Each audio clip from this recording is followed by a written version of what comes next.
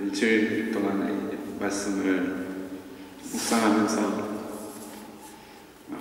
묵상할 때마다 이렇게 새롭습니다. 그리고 저에게 은혜가 돼서 선택을 했는데 묵상하면 할수록 제게 어렵습니다. 그래서 지금까지 제가 묵상한 범위 내에서 여러분들과 함께 은혜를 나누고자 합니다.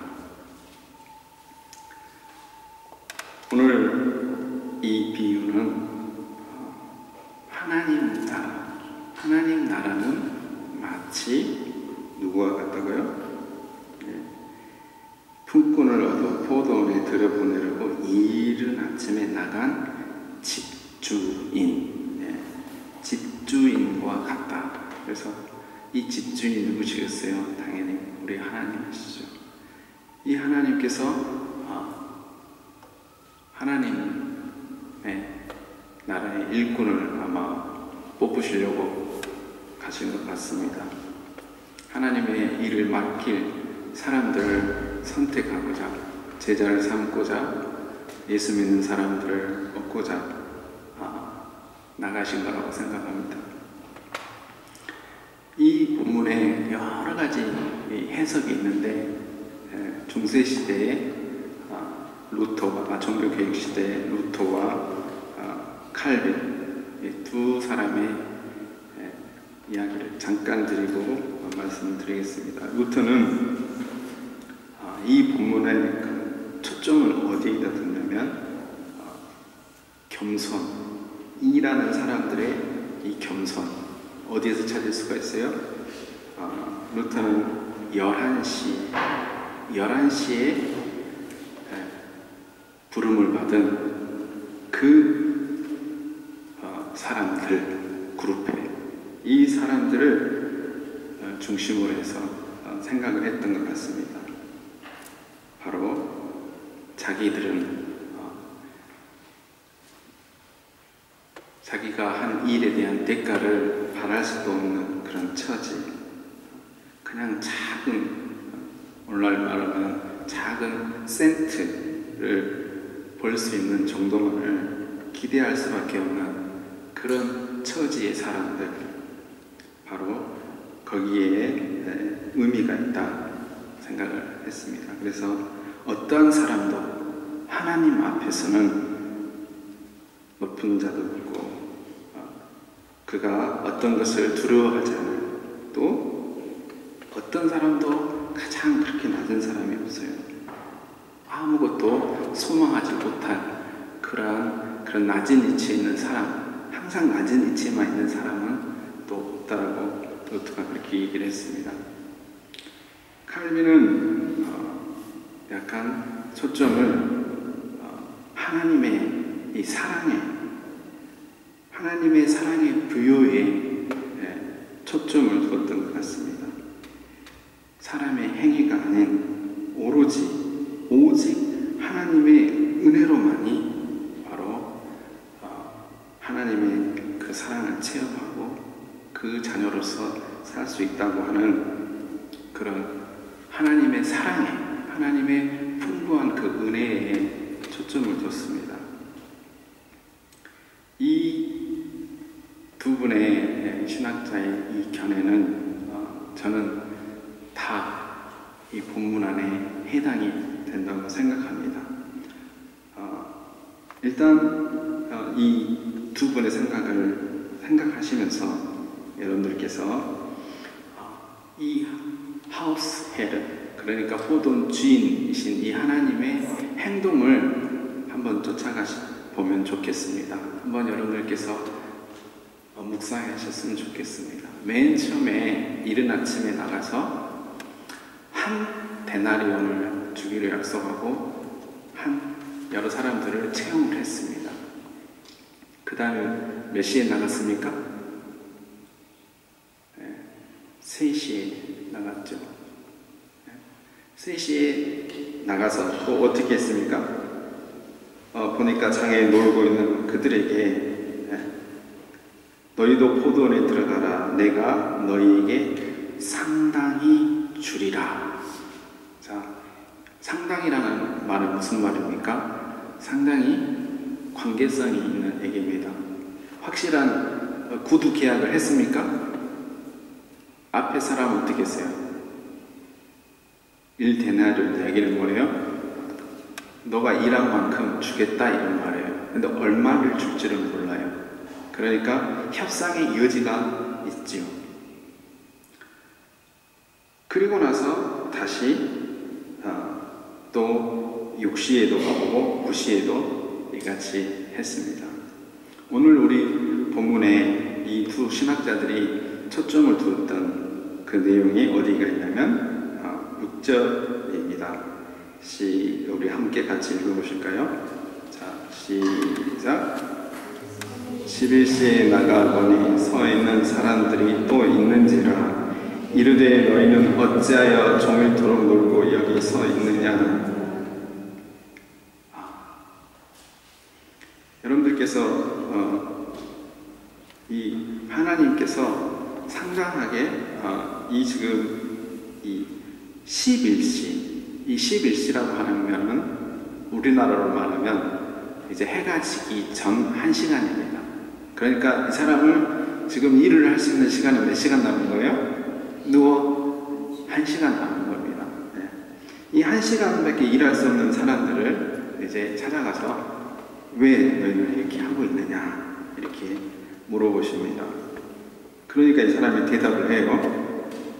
우리를 품꾼으로 쓰는 이가 없음이니이다. 예. 나를 사용해주는 사람이 아무도 없습니다. 여러분들 여기에서 많은 우리가 상상을 할 수 있습니다. 대체 이 사람은 어떤 사람일까? 장애인일까? 아니면 프리스틀링의 아웃슬랜더일까? 뭐 병자일까? 가난한 자일까? 아니면 사회에 소외받는 사람일까? 왜 이 사람들은 일하지 못할까? 아니면 게으른 사람일까? 여러 가지 우리가 생각을 할 수 있습니다. 무슨 문제가 있든지, 개인에게 문제가 있든지, 환경에서 오는 문제가 있든지 이 사람들은 일을 하지 못하고 있습니다. 일을 하지 못하는 이 핑계거리가 있는 거죠. 다른 앞에 있는 사람들과는 다르게 아주 우리 주님께서는 세심한 관심을 가지고 낱낱이 물어보시면서 얘기를 하십니다. 그러면서 뭐라고 하셔요? 여기에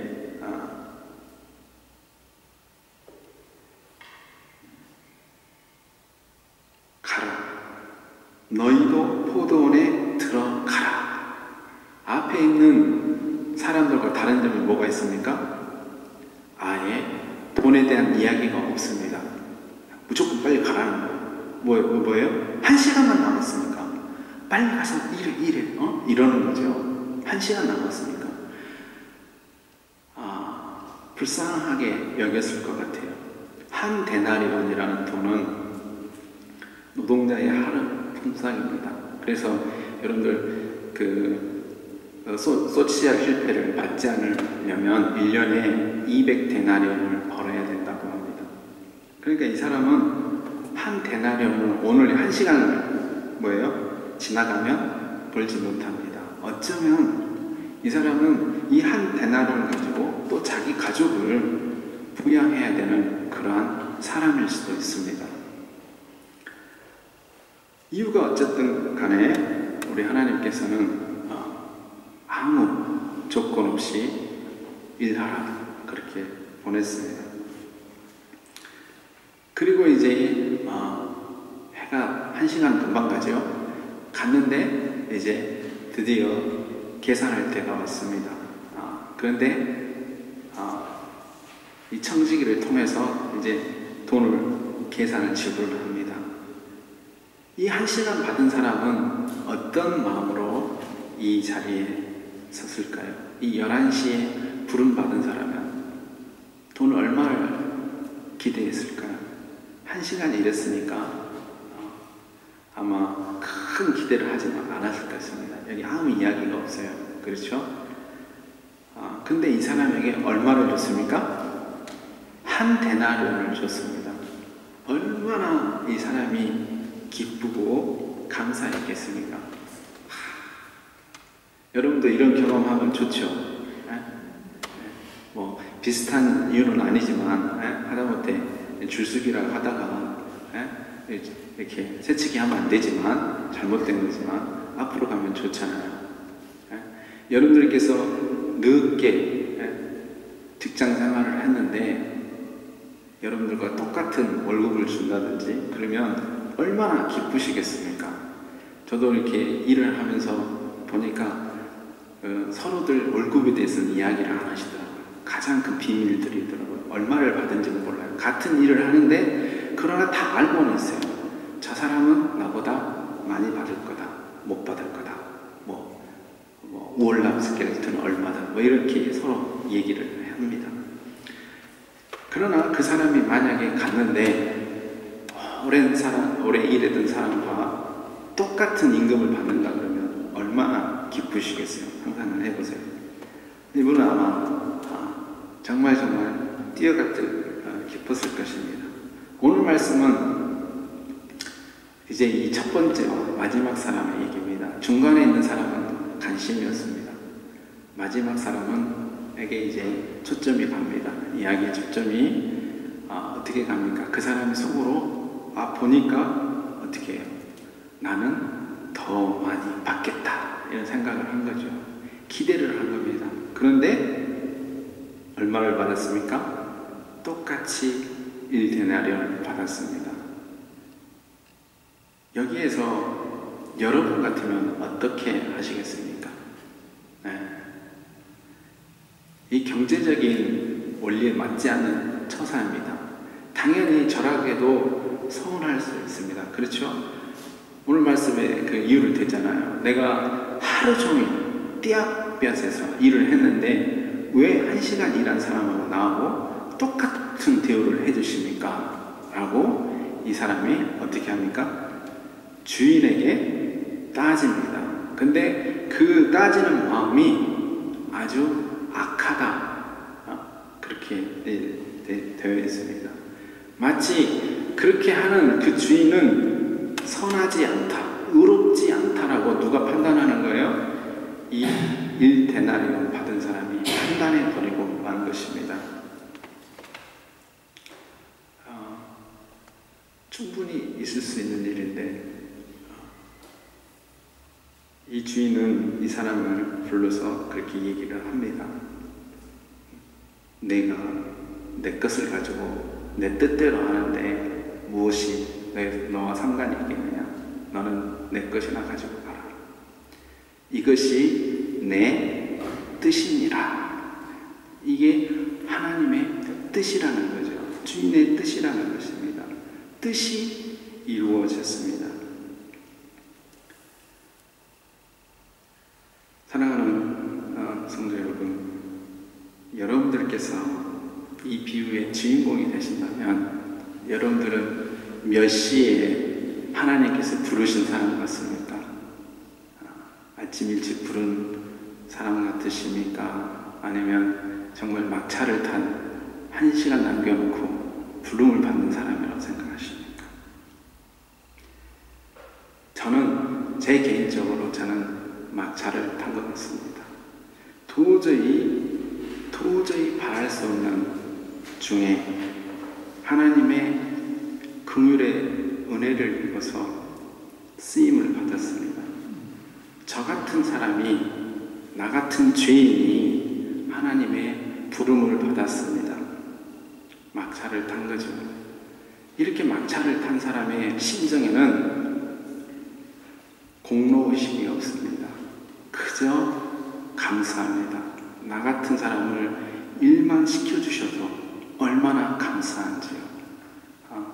좋으신 하나님, 참 좋으신 하나님. 찬성하고 감사할 수밖에 없는 사람이라는 것이죠. 너희는 그 은혜로 인하여 믿음으로 말미암아 구원을 받았으니 이것은 너희에게서 난 것이 아니요 하나님의 선물이라. 부처라는 사람은 이 11시에 있는 사람을 십자가에 예수님께서 못 박히실 때 옆에 달린 한 선한 강도, 구원받은 강도라 표현을 했습니다. 그 사람이야말로 십자가에서 예수님 만나기 전에는 뭐였어요? 하나님께 칭찬받을 거라고 한 것도 없습니다. 그런데 내가 나와 함께 낙원에 이르라.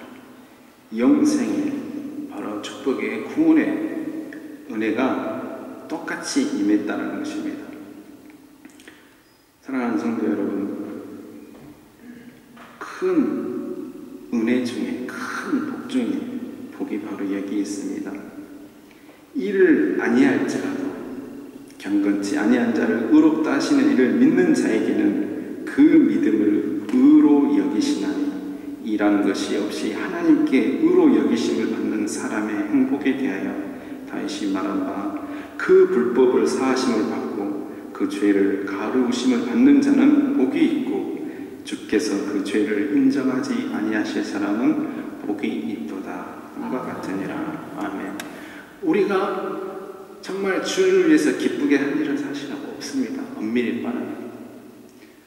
다시 또 역으로 말씀드리면 우리는 11시에 부름을 받았기 때문에 이 마음에 이 은혜의 감격이 있다면 우리는 다시 아까 루터가 얘기했던 그 겸손함이 우리에게 있을 수 있습니다. 하나님, 저 같은 사람을 이 자리에 세워주시고 지금 이 시간까지 저를 통해서 영광 받아주시니 참으로 감사합니다. 사람들이 나를 어떻게 생각하든지 하지 않든지 오로지 나는 이 불러주신 이 주인의 은혜만을 생각하면서 감사함으로 주어진 일을 행할 수 있다는 것입니다. 이런 사람에게는 절대 원망이 있을 수 없습니다. 왜냐하면 원망을 하는 사람은 바로 첫 번째 부름을 받은 사람입니다. 어느 주석가들은 이 사람들을 유대인들, 이스라엘 사람들, 서기관과 바리새인들 그렇게 얘기를 합니다. 이 사람들은 자기 의에 충만한 사람입니다. 늘 자기가 자기를 내세우고 싶고 자기를 인정받고 싶어하고 그런 사람들입니다. 그러나 11시에 이 마지막 하나님께 부름을 받은 이 사람은 마치 예수님께서 찾아주셨던 세리와 가난한 자와 병든 자, 이방인들 그런 사람들을 하나님께서 만나주셨습니다. 그리고 한 형제요, 한 자매로 불러주셨습니다. 사랑하는 성도 여러분, 하늘나라는 자기의 권리를 주장하는 것이 아닙니다. 첫 번째 마지막이 뒤로 갈 수도 있고요. 첫 번째가 제가 생각에는 앞으로 갈 수도 있습니다.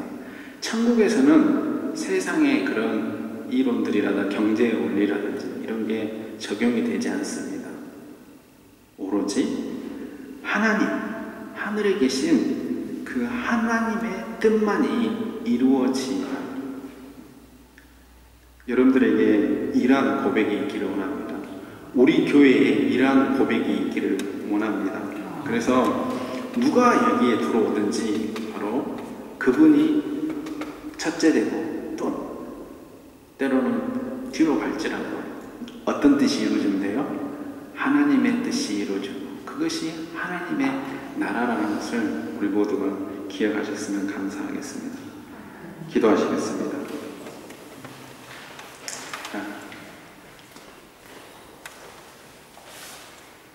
사랑의 아버지 하나님, 은혜와 사랑 감사를 드립니다.